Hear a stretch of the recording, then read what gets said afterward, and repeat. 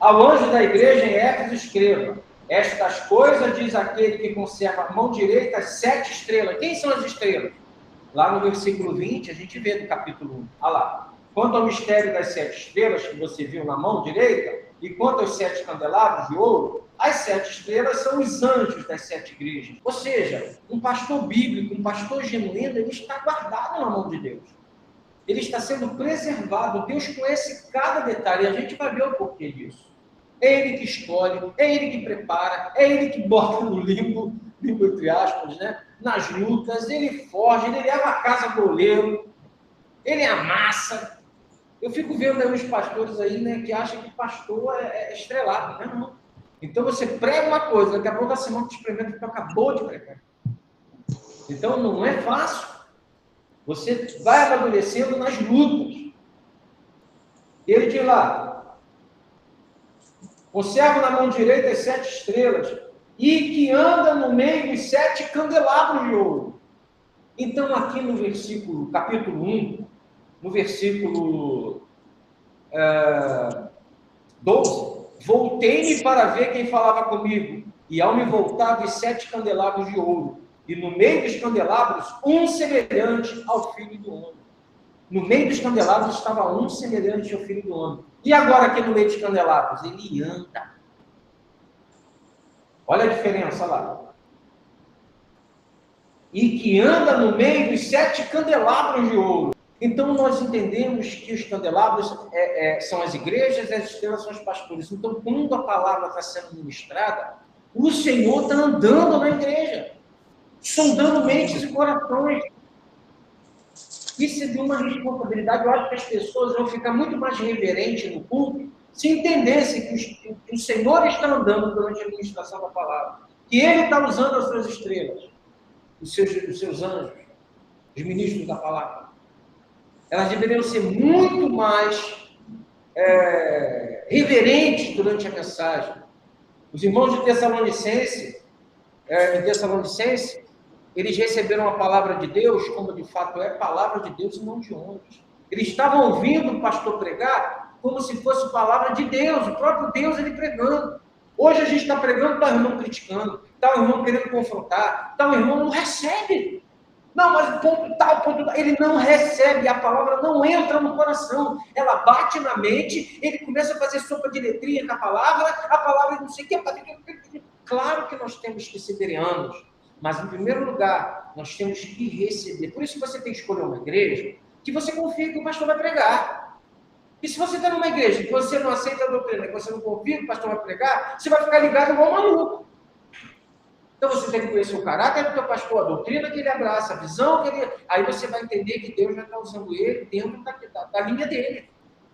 Para que não seja pedra de tropeço para você, que você fica igual maluco. Apesar que tem gente que fica em qualquer lugar, não sabe nem a linha, né? Fica doido em qualquer lugar. Mas estou falando de maneira centrada. Para que você possa receber a palavra e não ficar igual um doido. Né? Não é isso? Porque essa é a finalidade do ministro, levar a palavra bíblica.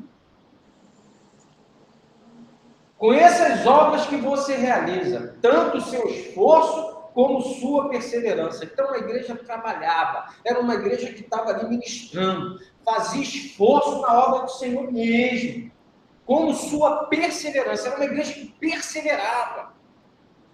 Vinha a luta, passava pela luta, estava ali em pé. Vinha provação, ataque, perseguições, estava ela em pé. Ela perseverava. Isso é maravilhoso. Isso é estupendo. O engraçado é que alguns dispensacionalistas, eles acham que as 7 cartas são simbólicas. Eles que são tão literais, né? Alguns. Eles acreditam que as 7 cartas representam períodos da igreja. Por exemplo, Éfeso representa a igreja primitiva. Aquela primeira igreja. Esmirna, o período da perseguição da era patrística, lá dos pais da igreja. Pérgamo aponta para o tempo de Constantino, lá no 5º século, né? Quando Constantino se torna imperador.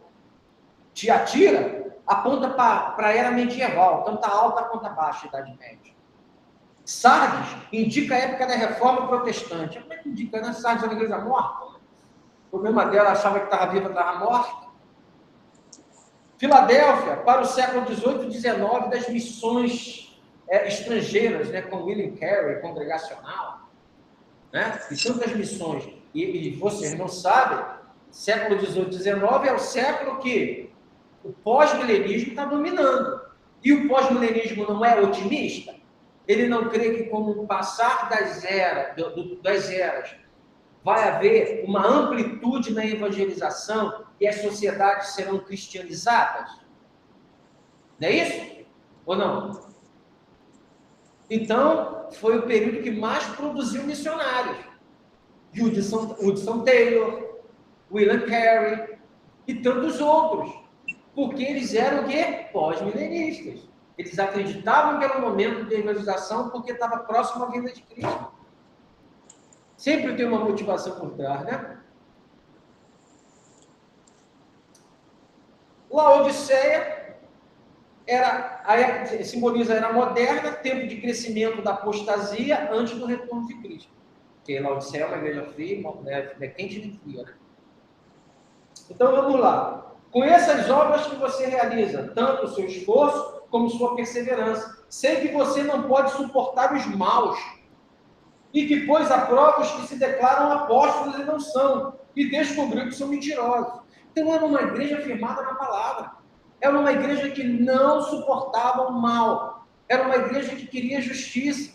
Era uma igreja que estava crescendo na justiça de Cristo. Ela não suportava a maldade. E ela provava realmente quem era apóstolo e quem não era. Não era como as igrejas de hoje. Falou que é de Deus, aceita tudo. Falou que é de Deus, vale tudo. Não é verdade? Prega-se um monte de heresia, mas é em nome de Deus. Até coach tem em nome de Deus.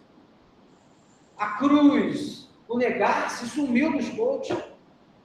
Então, era uma igreja que sabia discernir, como diz Augusto Nicodemos, apóstolo bom e apóstolo morto, não é verdade? E os 12 já morreram, mais um que entrou fora do tempo. Então, esses são os bons apóstolos. Olha o que ele fala mais dela. Você tem perseverança e suportou provas por causa do nome, sem esmorecer. Já pensou as provas por causa do nome do Senhor? Sofrendo perseguições, sendo malquistos. A perseguição, na verdade, ela estoura ali com Nero, né? E Domiciano, ele vem depois de Nero. E Domiciano começa o culto ao imperador. É Domiciano que começa isso. E aí, meu irmão, os cristãos não vão se curvar a imperador nenhum. E eles suportam provas por causa do nome, sem esmorecer. Isso é sem esmorecer. E no 4 ele diz, tem porém contra você o seguinte, você abandonou o seu primeiro amor. Então, veja bem isso aqui. Você pode fazer a obra de Deus com perseverança, você pode estar na igreja todo domingo, você pode ler a Bíblia, você pode cuidar dos irmãos, você pode fazer tudo sem amor, sem fervor. E a palavra do Senhor diz em Coríntios que você pode fazer as coisas até se queimar seu corpo, sem amor nada vale. Então nós podemos cair no aspecto do dever cumprido, ao invés de fazer motivado pelo amor, pelo fervor espiritual. Quantas pessoas são maravilhosas no proceder dentro da igreja, fazem tudo, mas não tem fervor, não tem amor, é obrigação. E é isso que ele está condenando aqui. Olha, tenho contra você, você trabalha de maneira tremenda, você é ortodoxo, você conhece a palavra, você é contra os falsos apóstolos, você odeia o mal, mas você virou profissional. Você trabalha de maneira mecânica. Você virou alguém simplesmente que quer cumprir o dever. O início, aquelas obras maravilhosas, agora não são mais feitas para a lubrificação do amor. Você só está no seu dever. Faz tudo certinho, mas é só dever. A igreja da Inglaterra era assim, né? Quando John Wesley começou a pregar, o pessoal frequentava domingo, não se podia quebrar o domingo, aquele escudo bem, mas não tinha mais aquele fogo, não tinha mais o amor, não tinha mais a alegria, não tinha mais o fervor que é necessário para a obra. E todos nós vamos passar por isso, mas temos que chorar aos pés do Senhor, pedindo reavivamento, pedindo despertamento, pedindo que Ele nos encha do Espírito Santo novamente. Tinha acabado de acontecer o Pentecostes, no capítulo 2. No capítulo 4, está Pedro pedindo para ser cheio do Espírito Santo de novo. A igreja está se reunindo para ser cheia do Espírito Santo. E nós temos que pedir isso. Pedir e agir. Ler a palavra, se arrepender, chorar, tal. Para que nós venhamos a ser lubrificados com o poder do amor. Porque sem amor nada vale que a gente faz. Ok? Tenho, porém, contra você o seguinte: você abandonou o seu primeiro amor. Lembre-se, pois, de onde você caiu. A gente tem que voltar. Sabe quando você está com a sua esposa, seu namorado e tal? Se lembra lá da época do namoro. Volta quando vocês iam para a pracinha comer cachorro quente, quando vocês iam viajar, quando vocês iam pegar uma praia. Volta! A prática, como era feito com amor. Você saía daqui para ir no final do mundo, em Petrópolis, né? Para ver seu amado, sua amada. Sim, em Petrópolis. Agora, para ir para Petrópolis, cara, eu tenho que ir lá, Deus do céu, mas eu vou porque é minha obrigação. É isso que a gente está falando. Eu não quero, mas vou fazer porque é obrigação. Mas no começo, era movido pelo amor, pelo fervor. Volte à prática das boas obras. Veja lá onde você caiu no início. O que fez você esfriar desse jeito? O que fez você virar mecânico? É isso que ele diz para ele. Arrependa-se e volte à prática das primeiras obras. Se você não se arrepender, virei até você e tirarei o seu candelabro do lugar. Ou seja, ali, o Senhor está tratando, parece que a igreja toda está assim. A igreja toda é maravilhosa, mas só de maneira mecânica. Uma igreja que participa dos cultos, uma igreja que participa dos eventos, contribui financeiramente, evangeliza, persevera, sofre perseguição. E o Senhor diz que vai tirar o candelabro do lugar, e ele tira. No 5º século, a igreja de Éfeso e a cidade de Éfeso já não existia mais. Não tinha mais igreja lá. Ele tirou o candelabro. Uma igreja mecânica não serve para nada, ainda que faça tudo como... A empresa, o cara tem motivação de ganhar dinheiro. Na igreja, ele não tem motivação de ganhar dinheiro. Ele cai nesse servilismo, vou falar servilismo, ele cai nesse servilismo sem perceber. Isso é perigoso demais, a gente tem que analisar o nosso coração o tempo todo. E se arrepender e voltar à prática das primeiras obras, voltar a ler a palavra todo dia para se encher, voltar a jejuar, quem tem costume de jejuar, orar mais vezes, sabe? Pedir que o Senhor novamente reavive o teu coração. Mas ele diz assim, ó, mas você tem a seu favor o fato de que odeia as obras dos nicolaítas, as quais eu também odeio. Eles odeiam as obras dos nicolaítas. Alguns dizem que esse Nicolau, ele era um dos 7 diáconos lá de Atos, lembra aqueles 7 diáconos que foram escolhidos? Dizem que o Nicolau daquele grupo se desviou. Então ele foi desenvolvendo doutrinas heréticas. Não há comprovação. Alguns dizem que sim.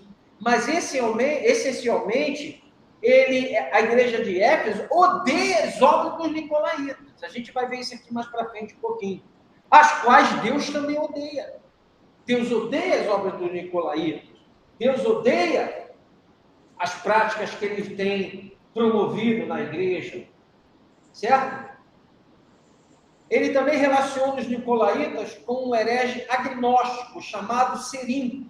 Ensinava doutrinas semelhantes a Jezabel, prostituição cultural e a Balaão também, fazer negócio com a fé e idolatria. Então, se vocês se lembram, Balaão, ele foi contratado por Balaque para poder amaldiçoar Israel. E não conseguia, só abençoava. Não é verdade? E aí, em algum momento, Balaão deu ideia para Balaque. Olha, pega as mulheres e coloca no meio deles. E a gente vê lá em Números 25 e 31 que realmente funcionou. Então, quando o diabo não consegue vir de fora para fazer você cair, ele enfia por dentro. Ele bota a gente no teu caminho, ele coloca a gente que parece que brilha, mas não é ouro. Ele coloca... Porque Satanás se transforma até em anjo de luz, não é verdade? Então, ele sabe como usar. Se não consegue, na pressão, te derrubar, ele trabalha por dentro. E foi assim que aconteceu. certo? Balaão, vamos abrir para vocês verem isso lá em Números 31, 15, né? Moisés lhe disse: por que vocês deixaram viver todas as mulheres?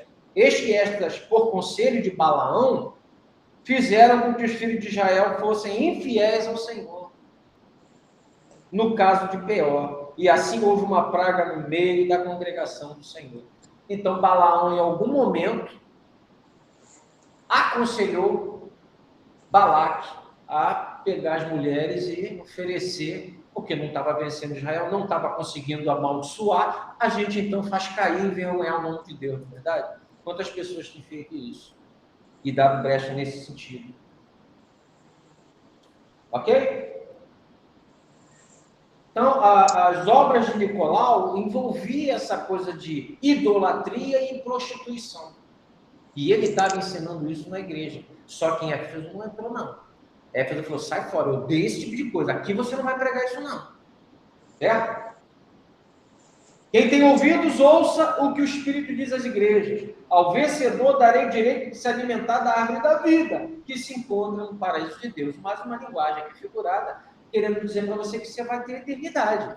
Assim como a árvore foi proibida de você comer lá, não é? Só tem esses dois momentos que fala da árvore, né? Assim como aquela árvore foi proibida para você, agora ela vai ser liberada pelo sangue de Jesus, porque você crê no sacrifício dele substitutivo, e você perseverou, porque só persevera quem é crente, você vai entrar agora, né? Vai ter o privilégio de comer da árvore da vida, uma figura para aqueles que vão entrar na eternidade, no paraíso de Deus. Isso é maravilhoso. Agora ele vai mandar carta a uma outra igreja, a igreja chamada Esmirna, certo? Ele vai ver o diagnóstico dessa igreja. Ao contrário da igreja e cidade de Éfeso, Esmirna permanece até hoje com o nome de Izmir. Fica lá na Turquia, tá? Sendo a segunda cidade da Turquia asiática. Ele já começa afirmando que conhece a sua tribulação. Vamos ver lá? Ao anjo da igreja de Esmirna escreva: estas coisas diz o primeiro e o último, que esteve morto e tornou a viver. Conheça a tribulação pela qual você está passando, a sua pobreza, embora você seja rico, e a blasfêmia dos que se declaram judeu e não são, sendo, isto sim, sinagoga de Satanás. Não tenha medo das coisas que você vai sofrer. Eis que o diabo está para lançar alguns de vocês na prisão, para que vocês sejam postos à prova e passem por tribulação de 10 dias. Seja fiel até a morte, eu lhe darei a coroa da vida. Quem tem ouvidos, ouça o que o Espírito diz às igrejas. O vencedor de modo nenhum sofrerá o dano da segunda morte. Então vamos trabalhar a carta a essa igreja de Esmirna. Ele começa: estas coisas diz o primeiro e o último, certo? O alfa e o ômega, que esteve morto e tornou a viver. Então fica claro quem é. O único que ressuscitou foi Jesus, certo? É eu que estou falando. Conheço a tua tribulação, pela qual você está passando, a sua pobreza, embora você seja rico. Então, ele faz aqui, ó, quando a gente vai para o folheto Laodiceia, a Laodiceia é rica, mas eles chamam de pobre. Cega e nu, compra de miúdo, não é isso? A igreja que é pobre, que é Esmirna, é uma igreja rica. Você entende que Deus não está olhando os granitos da onde você congrega?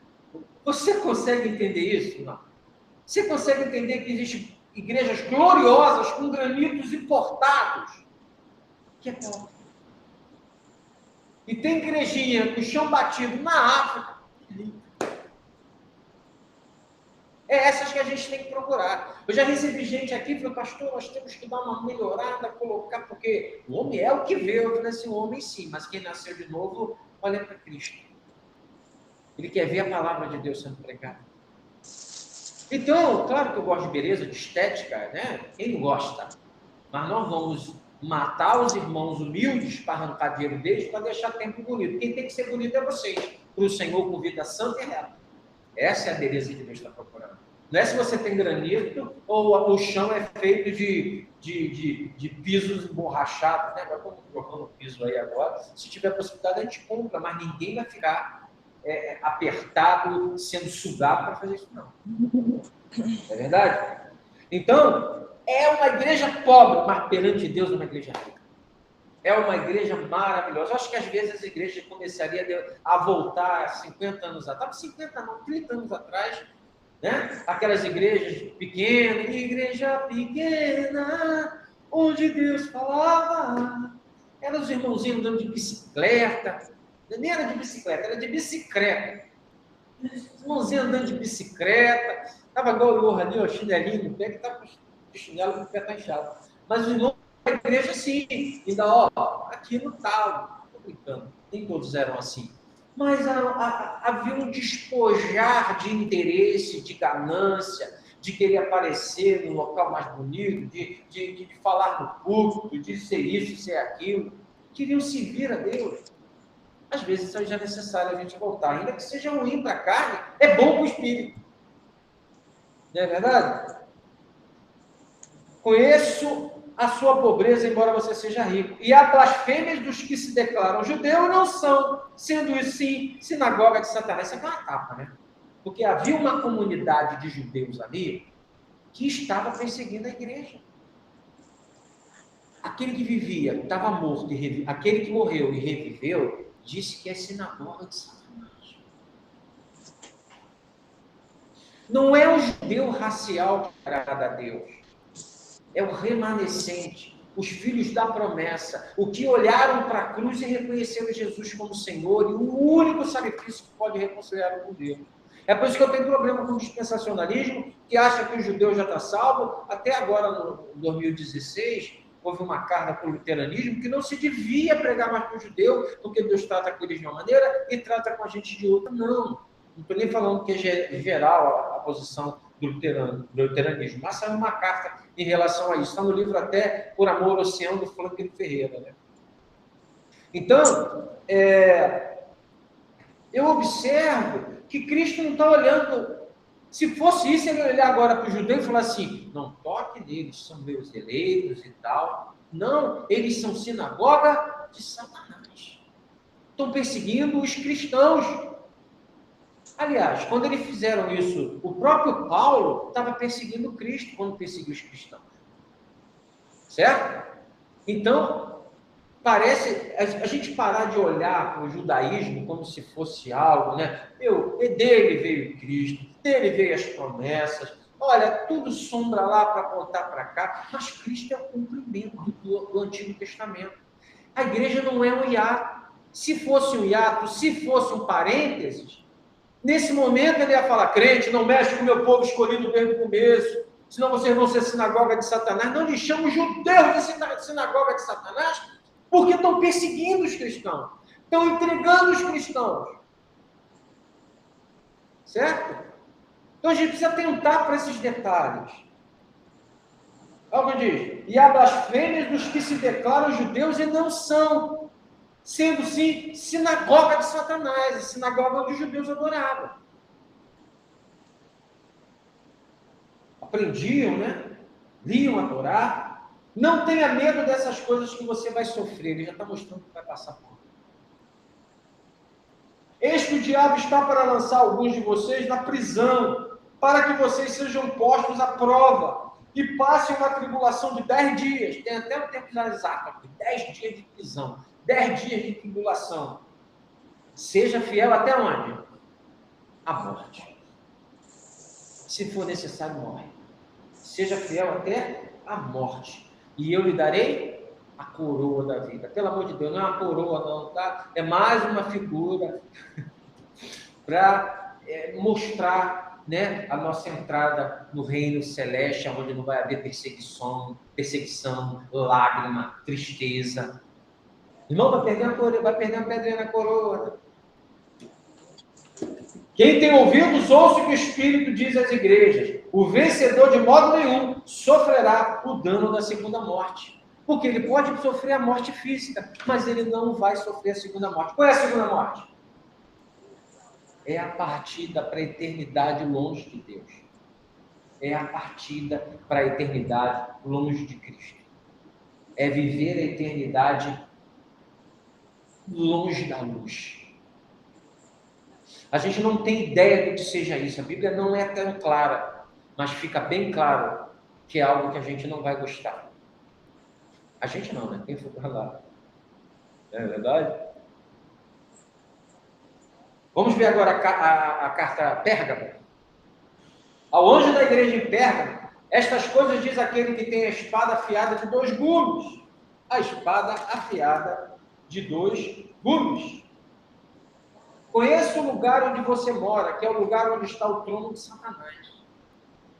Sei que você conserva o meu nome e não negou a fé que tem em mim, mesmo nos dias de Antipas, minha testemunha, meu fiel, que foi morto na cidade de vocês, aí onde Satanás habita.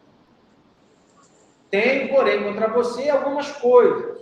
Estão aí em seu meio os que sustentam a doutrina de Balaão, o qual ensinava Balaque a armar ciladas diante dos filhos de Israel, para que comessem coisas sacrificadas aos ídolos e praticassem a prostituição. Além disso, estão também aí em seu meio os que seguem a doutrina dos nicolaítas. Você lembra que eu estava fazendo aqui a analogia lá atrás sobre os nicolaítas? Portanto, arrependa-se, senão irei até aí sem demora e lutarei contra eles com a espada na minha boca. Quem tem ouvidos, ouça o que o Espírito diz às igrejas. Ao vencedor darei do maná escondido, também lhe darei uma pedrinha branca, e sobre essa pedrinha um novo nome escrito, o qual ninguém conhece, exceto aquele que o recebe. Ok? Então ele começa dizendo, onde da igreja interna essas coisas, diz aquele que tem a espada afiada de 2 gumes. Uma ilustração, uma analogia não, uma alusão direta à espada romana. Certo? Que Cristo faz como que representando o juízo que ele vai exercer contra aquela igreja. Beleza? Estas coisas diz aquele que tem a espada afiada de 2 gumes. Conheço o lugar onde você mora, que é o lugar onde está o trono de Satanás. Por que o trono de Satanás? Porque ali havia, foi o primeiro lugar, inclusive, que houve a adoração ao imperador. Era uma cidade onde havia o trono de Satanás. Havia a estátua do imperador, havia sacerdotes ali, e é um local onde, com certeza, a gente já falou das guildas, né? Acho melhor a gente falar até em termos de sindicato. Eram os sindicatos da época onde você tinha que participar daquelas festas. Ele vai falar aqui mais embaixo que eles estavam sendo motivados, ao contrário dos irmãos aqui, que não aceitavam as obras dos nicolaítas, eles aceitam, aceita. Pérgamo está sendo influenciado por Nicolau. Os nicolaítas, melhor dizendo. Os nicolaítas. Vai lá comer a carne mesmo. Tem um Deus lá, vai lá, tem nada a ver, vamos estar com todo mundo fazendo. Vamos lá comer carne sacrificada aos ídolos. Paulo tratou disso de 8 a 10 em 1 Coríntios, no capítulo 14, em Romanos, sobre você entrar, no capítulo 10 vai falar, se você entrar na casa de alguém e te oferecer alguma coisa, eu não pergunto o que é. Mas, se te falar que é carne sacrificada a ídolo, que existia muito, não coma. Não coma por causa da sua consciência, mas da consciência que o outro. Certo? Mas nesse caso aqui, não é nesse sentido. As pessoas estavam sendo levadas aí nas festas, onde havia animais sacrificados aos demônios, a outros deuses, e festas de orgias. O cristão não podia participar disso. Certo? Então, há toda uma conotação de impureza. Deixa eu achar aqui uma passagem.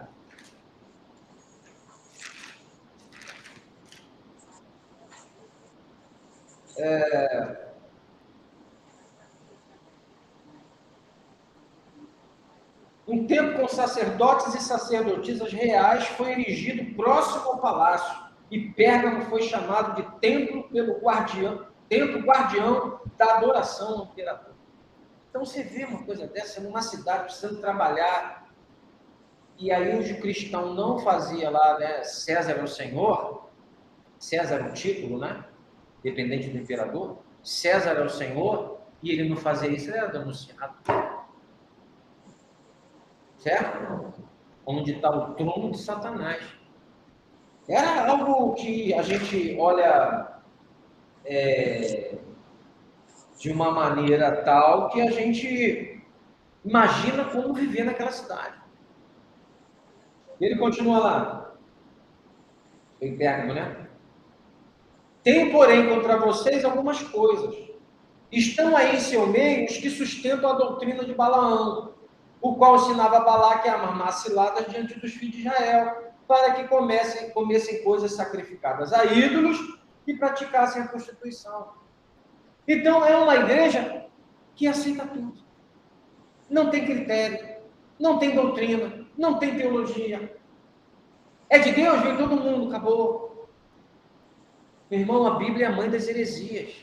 É por isso que eu sou chato aqui em dizer, eu sigo a Bíblia e todas as interpretações doutrinais, teológicas, que os pais nos deixaram, que a história nos deixou. É só a Escritura, mas não é só a Escritura e só eu. É a sola Escritura e a ortodoxia. Eu não posso achar que eu vou descobrir aqui, eureka! Descobri uma doutrina nova. Isso é heresia. Qualquer coisa que eu prego aqui, você vai ver que está lá, centenas de anos sendo falado. Talvez seja novo porque você nunca ouviu. Mas não é novo porque eu estou ensinando novo. Então, você tem que estar respaldado, até porque nós temos aqui situações que você precisa entender o contexto cultural. E você precisa entender aqueles caras que viveram lá atrás.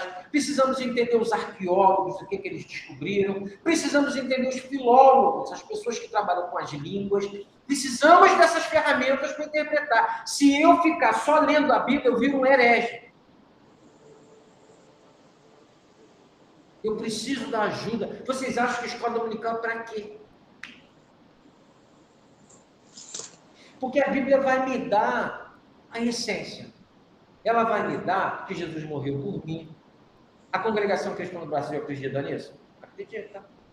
Adventista do sétimo dia acredita nisso? Acredita. Um monte de igrejas acreditam. E muitas têm heresia pra caramba. Por quê, meus irmãos? Eu acredito que Jesus morreu por mim. Mas o Ellen White, a profetisa, tem o poder da palavra também. Não é isso que os adventistas dizem? O Ellen White as profetizam. Por quê? Saiu da Escritura. E o problema é sair da Escritura. Só que para eu entender a Escritura, eu tenho que conhecer a história. Eu já falei para vocês 1000 vezes, a teologia não surgiu com o pessoal numa mesa de mármore, com ar-condicionado ligado, não. Foi um embate, gente querendo pegar o montanismo lá, dizendo que o Espírito Santo estava usando eles como se fosse o próprio Deus ali, né, falando. Pelo amor de Deus. Proibindo o casamento. Então, eu preciso do respaldo histórico. Ainda que haja uma diferença aqui, outra ali, como a gente já viu, a questão de domingo aqui, quanto à prisão foi pregar os espíritos em prisão de Pedro, nós vimos domingo o quê? Que tem a posição de Lutero, que diz o quê? Eu não consigo entender isso aí, não. Você quer ver isso não? E está tudo bem. Quem ouviu aquilo lá no começo entendeu muito bem, só que tem 2000 anos, a gente não consegue entender. Por mais que estudiosos que conhecem as línguas originais, doutores, não conseguem chegar no dentro comum. Mas eu não posso dizer coisas que o texto não está dizendo. Surge heresias. Porque aí eu interpreto do meu jeito. As irmãs estão usando o véu porque se ela quiser cortar o cabelo, usa o véu. Porque a mulher tem que usar véu na igreja. Então, Paulo só fala aquilo para Corinto. Aí eu pego e levo para toda a igreja. Olha a heresia. Por que eu não fui ler? Por que eu não vi o que os pais falavam? Por que eu não vi o que os reformadores falavam sobre isso? O que os teólogos falam sobre isso? O que os estudos mais recentes revelam? Não, eu entendo. Da heresia. O que é claro? Beleza. Mas tem coisas que não estão claras aqui. E eu vou mostrar para vocês isso. Vamos continuar? Além disso, estão também aí em seu meio os que seguem a doutrina dos nicolaítas. Gente ensinando prostituição e idolatria. Coisa tremenda. Portanto, arrependa-se, se não irei até aí sem demora e lutarei contra eles com a espada da minha boca. Juízo. juízo para eles. Certo? Se você olhar o 14, ele vai dizer assim, ó, tem, porém, contra você algumas coisas. Estão aí em seu meio os que sustentam a doutrina de Balaão. Estão aí em seu meio os que sustentam a doutrina de Balaão.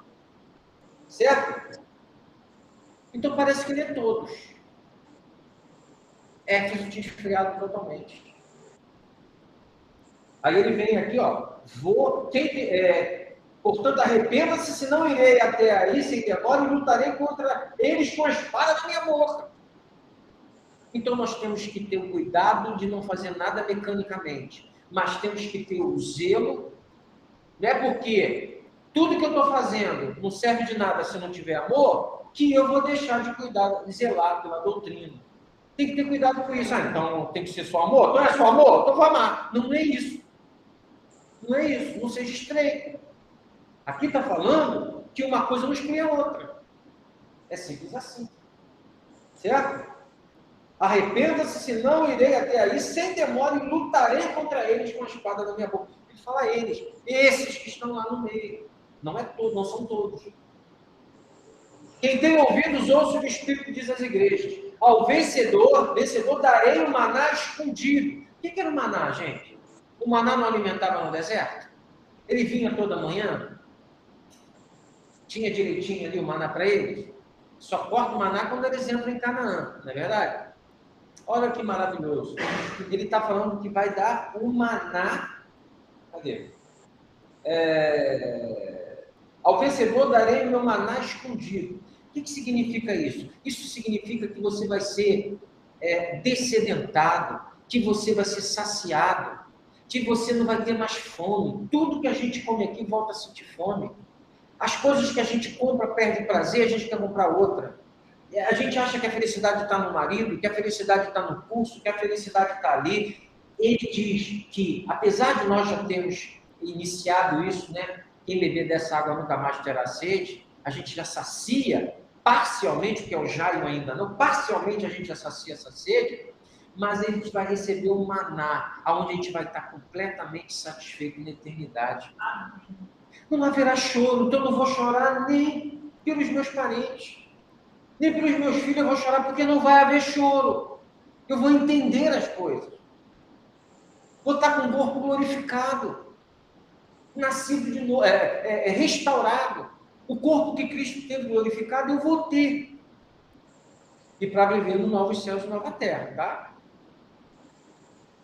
E isso é maravilhoso. E ele vai continuar aqui. Também lhe darei uma pedrinha branca, e sobre essa pedrinha um novo nome escrito, o qual ninguém conhece, exceto aquele que recebe. Está aqui uma coisa. Tem como você interpretar isso aqui? Ou não? O que você tem que fazer para interpretar isso aqui? Entender o contexto cultural. Quem me dá o contexto cultural? Os historiadores bíblicos. O que estava acontecendo lá?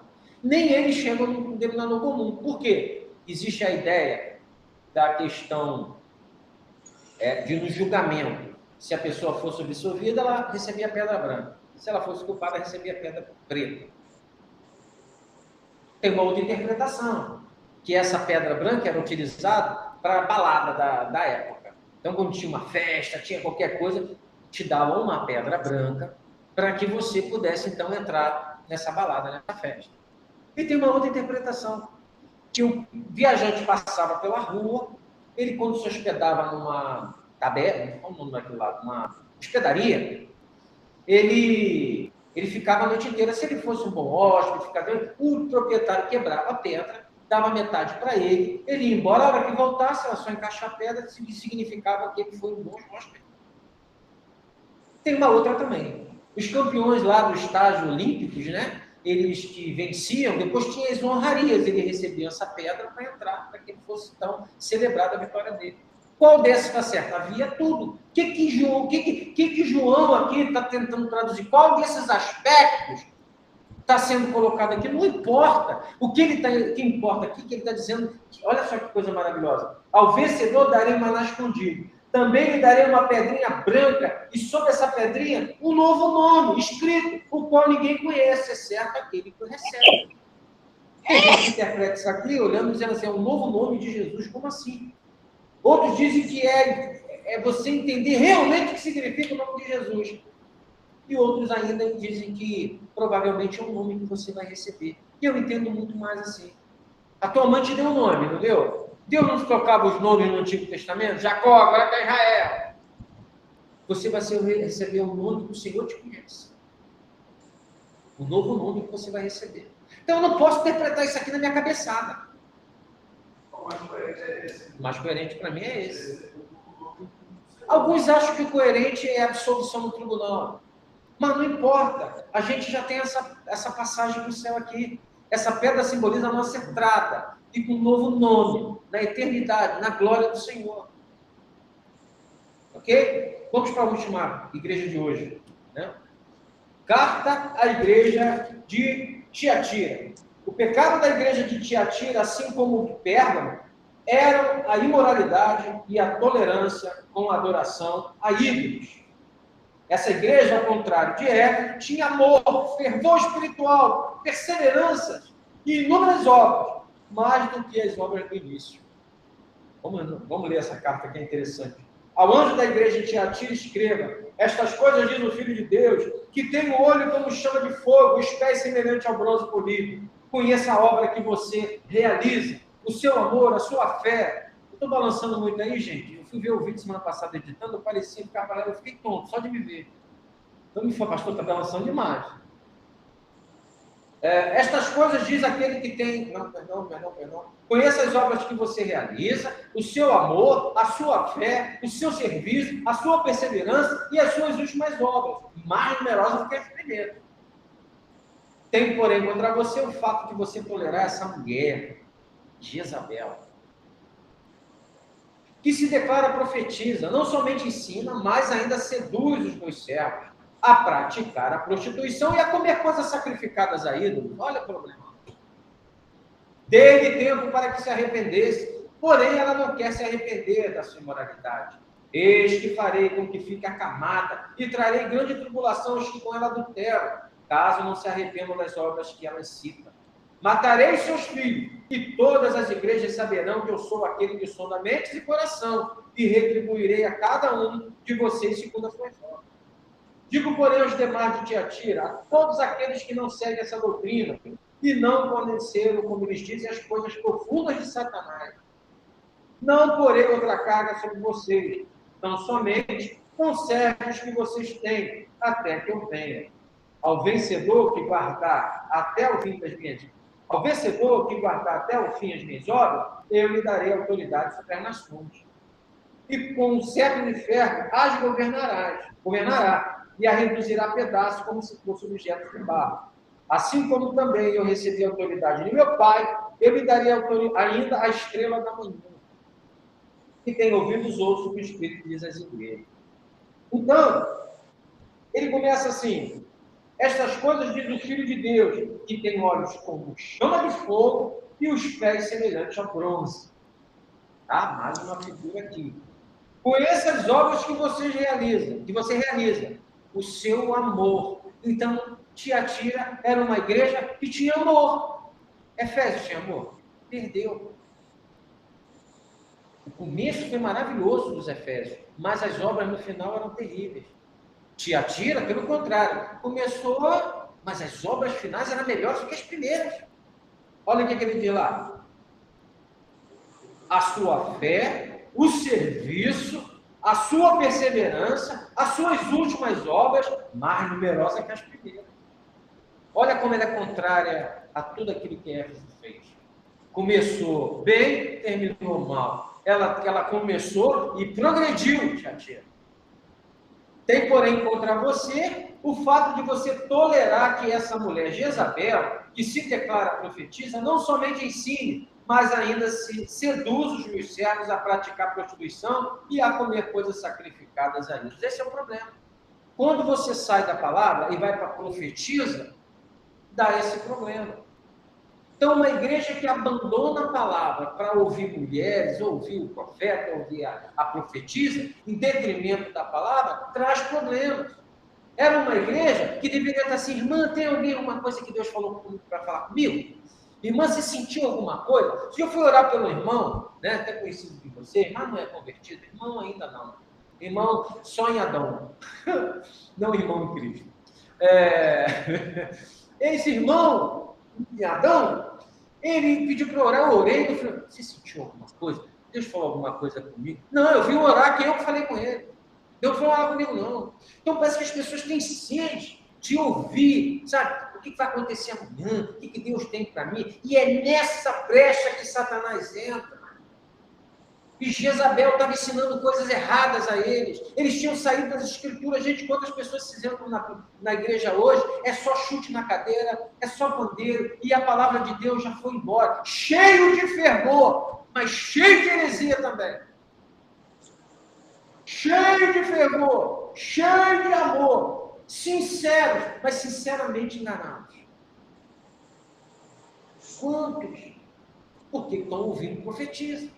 Porque vai ouvir a palavra. É a palavra que nos transforma. É a palavra que vai nos fazendo tornar, ou nos tornamos, melhor dizendo, mais parecido com Cristo e mais o glorificamos. É isso que vai estreitando a nossa intimidade com Ele. Não é rodar, não é chutar, não é pular, não é ficar ouvindo coisas. Certo? E Jezabel, meu amigo, não é a Jezabel lá, né, de Acabe, mas era uma mulher. Jezabel e Balaão eram estrangeiros que ferraram com Israel. Não é verdade? E essa Jezabel aqui está no mesmo espírito, ensinando o quê? A praticar prostituição e comer coisas sacrificadas a ídolos. Não tem nada a ver, vamos lá comer sacrificado. Vamos conhecer o que ela diz mais aqui, ó. Dê-lhe tempo para que se arrependesse, porém ela não quer se arrepender da sua imoralidade. Eis que farei com que fique acamada. Olha só que vai cair de cama, vai ficar doente, e trarei grande tribulação aos que com ela adulteram, que não se arrependeram. Caso não se arrependam das obras que ela incita. Então essa igreja também não está de todo contaminada. Tem aqueles que... Irmão, Deus falou com o senhor. Tem alguma coisa aí hoje? Não é verdade? A palavra fica gelada. Eis que farei que fique acamada e trarei grande tribulação aos que com ela adulteram, caso não se arrependam das obras que ela incita. Matarei os seus filhos, e todas as igrejas saberão que eu sou aquele que sonda mente e coração, e retribuirei a cada um de vocês segundo as suas obras. Matar os filhos aqui não é o filho, são esses irmãos que não se arrependeram. Chega um momento que Deus falou, vou descer a rimpa aí. Certo? Matarei os seus filhos, e todas as igrejas saberão que eu sou aquele que sonda mentes e corações. Ele anda no candeeiro. Ele sonda mentes e corações. Ele conhece as intenções do coração. Não estamos mais na teocracia israelita, onde todos pagavam por causa de Acã ter roubado a capa. Hoje Deus trata com cada um de maneira individual. A não ser quando a igreja toda é contaminada.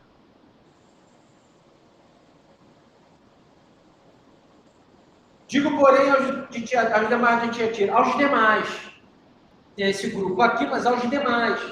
Digo, porém, aos demais de Tiatira e a todos aqueles que não seguem essa doutrina e não conheceram, como eles dizem, é meio hilário isso aqui, né?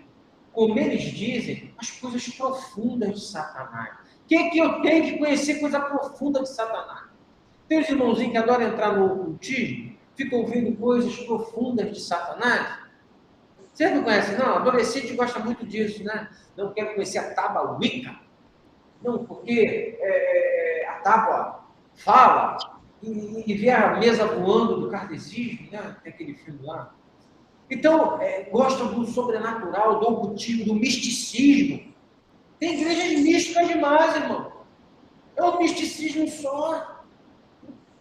É tudo místico.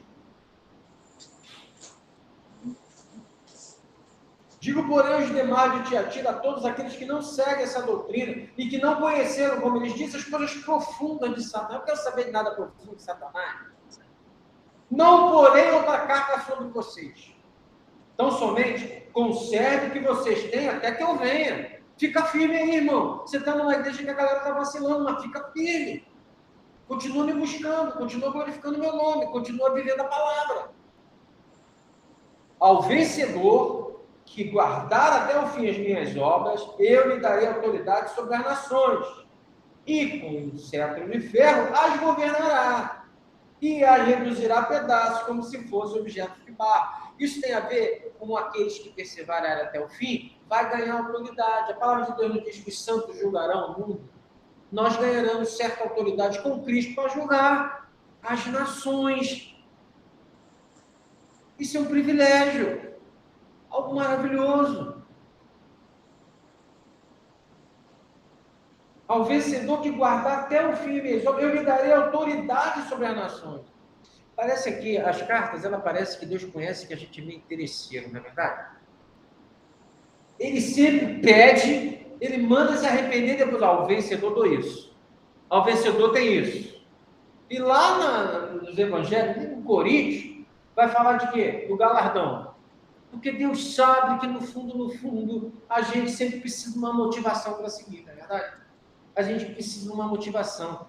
E ainda que seja uma motivação de vida eterna, de tesouros no céu, ainda assim é válido, porque mostra o tamanho da sua fé. Porque o que não tem fé, ele quer a recompensa aqui. A recompensa ele quer aqui. Ainda que Deus possa dar, ainda que não tenha obrigação. Mas essa promessa aqui é de recompensa na eternidade. Isso demonstra a fé que ele tem no seu Criador, no seu Salvador. E isso é maravilhoso. E não é ganancioso. Quem dera que todos fossem gananciosos, como João. Né? Dá para a gente sentar do lado lá direito do Senhor, quando o Senhor estiver. Olha só, isso não compete a mim, compete ao Pai, não vai colocar. Não é assim que ele diz lá? Mas que ganância gostosa. A gente fica com raiva deles, mas ele não está almejando a casa no Leblon. Ele não está almejando. Dá para tu me dar uma casinha no Leblon? Hein, uma Ferrarizinha, que tudo para dirigir um Porsche. Ele não está pedindo isso, ele está pedindo para ficar lá do lado, lá em cima. A gente fica estranha isso aí, mas é algo glorioso. O cara está pensando na eternidade, é ou não é? Tem gente que fala assim, uma vez a irmã falou assim para mim, eu não gosto de falar de galardão, não, parece que a gente é ganancioso, que a gente está barganhando com Deus. Eu quero barganhar mesmo, eu quero tesouro no céu, quero as minhas obras glorificando a Deus, quero intimidade com Ele. Certo? Isso é demonstração de que você confia em Deus, de que você crê que Ele é poderoso para te dar isso. E você não está pensando nas coisas passageiras, e sim na eterna. Assim como também eu recebi a autoridade de meu Pai, eu lhe darei ainda a estrela da manhã. Quem é a estrela da manhã? Jesus. Certo? E isso tudo que foi escrito para essas igrejas, cada um de nós temos esses problemas. Tudo que essas igrejas passaram aqui e estão vivendo, as nossas igrejas vivem. E nós temos que ouvir muito essa igreja. Nós temos que ter cuidado com o esfriamento, porque sem amor não adianta nada fazer as coisas. Mas também temos que ter cuidado com o desleixo. Temos que ter cuidado com os falsos profetas, com os falsos apóstolos, com as profetisas. Mas a gente tem que ter cuidado para não perder o fervor nisso tudo, o fervor. Não adianta eu ser ortodoxo, conhecer a letra, dizer que está tudo errado, tem que ser assim, se a minha vida não tem fervor, não tem amor, o primeiro amor já foi embora há muito tempo. Não adianta nada, eu posso queimar meu corpo, jogar, dar tudo que eu tenho para os pobres, de nada valerá. Tá bom? Vamos orar? Senhor, obrigado pela tua explanação hoje. Essas igrejas que representam também a gente, porque a visão idealista, ela diz que iremos passar por tudo isso também, em todos os períodos. Nós te agradecemos e pedimos que a gente leia mais essas cartas, e venhamos a olhar para dentro de nós, a olhar para a nossa igreja, para que nós possamos, Pai querido, receber no final o vinde bendito do meu Pai. É isso que nós queremos, Pai. Em nome de Jesus. Amém. Amém.